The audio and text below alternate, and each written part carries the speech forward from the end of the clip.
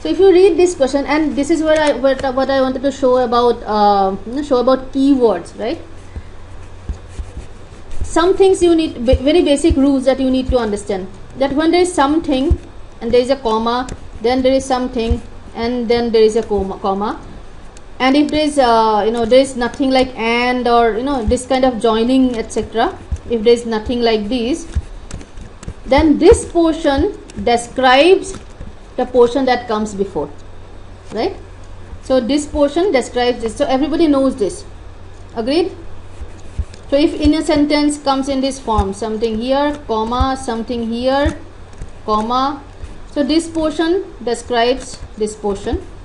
If there is an and or, then obviously this rule does not apply, right? So let's read this question. The labor union and the company's management, despite their long history of unfailingly blah blah blah disagreement on nearly every issue. So this portion that has starting from here, this portion is describing the portion that is coming here, and again this portion is going to describe what is coming here, right? So this is the first step. Second thing is that there are some keywords that show contrast. So despite is a word that shows contrast. Disagreement, now this is a negative word. Nevertheless also shows contrast. So these are the keywords. I mean, and when you, after you do a few of them, you will get an idea. Now let's look at the blank.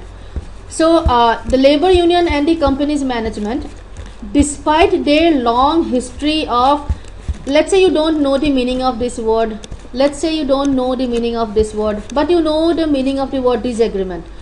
So the labor union and the management, they have a long history of disagreement on nearly every issue, right? Have, nevertheless means even then, reached an unexpectedly. Okay, so if two people, if two things, they have a long history of disagreement, what will be unexpected? If it will be unexpected if they agree, right? So the thing is, so we are looking for something about agreement here. So because that will be unexpected. If you read the portion afterwards, it says still tentative. Yes, whatever it is, it's still tentative. Tentative means, what's the meaning of tentative? Tentative means it's not fine. It's like iffy. Not final, whatever. So these people, even though they have a long history of disagreement, so they have come unexpectedly to an agreement. What type of agreement? Tentative. That means not final. So we are looking for something like not final. Not final, but still unexpected. So what's your answer? Swift. Why not hesitant? Why not hesitant? Because if it is hesitant, then it would not be unexpected. It will be expected. Similarly, reluctant. Why not reluctant? If it's reluctant, then it will again not be unexpected. When two parties are always having disagreement, so it will be expected for them to be reluctant about an agreement.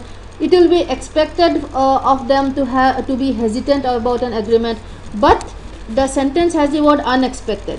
So swift is unexpected. And why not conclusive? Because it says it's tentative, right? Conclusive would also have been a good choice, but we have the word tentative here, so that's why we are not going with the word conclusive. Onerous means, what's the meaning of onerous? Yes, anybody? What's the meaning of the word onerous? Yes, troublesome. Taking a lot of effort kind of thing. Burdensome, yes. But even if you don't know the word, you are able to bring it down to two options. So what I wanted to point out to you is that these words are not that difficult. These words are not at all difficult. But reading the question, how to get meaning out of it, that is more important.